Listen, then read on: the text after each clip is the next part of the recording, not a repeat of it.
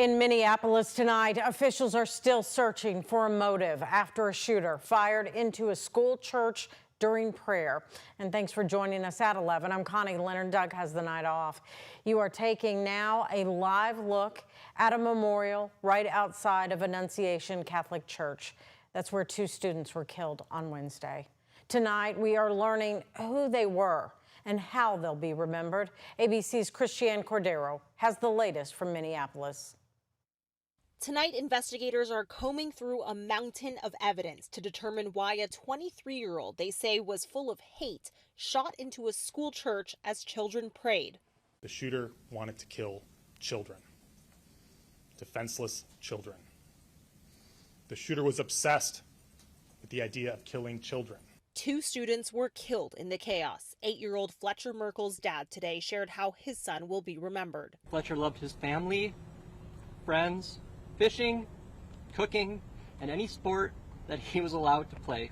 And the family of Harper Moisky is mourning her death. Writing in a statement, Harper was a bright, joyful, and deeply loved 10-year-old whose laughter, kindness, and spirit touched everyone who knew her.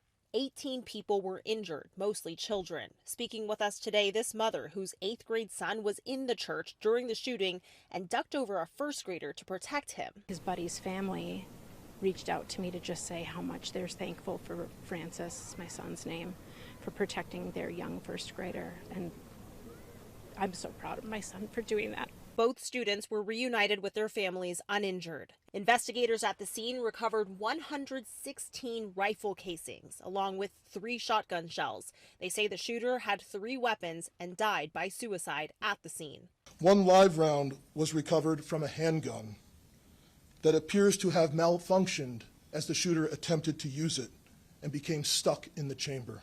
Authorities are searching multiple residences connected to the shooter. They say the shooter, who had no prior criminal history, purchased the weapons legally. Christiane Cordero, ABC News, Minneapolis. And here at home, the violence has shaken the Catholic community. Prayers this morning at St. Patrick's Church in East Louisville turned first to the tragedy in Minneapolis. Father Jeff Schooner, the pastor at St. Patrick's and its school, graduated from Holy Cross High. He says it was more than just an education, it was a community, and it became a home. And we know that in our world that there is evil that exists, and God's solution to that for us is the gift of himself, that he is with us in the midst of that pain. And he inspires us to make a change, to work to make the world better, but that the answer to many prayers comes through our action. Father Schooner added that counseling is offered at St. Patrick's to any student or families who need it. Today, Kentucky Governor Andy Beshear announced over 1,300 public schools will now have a school resource officer.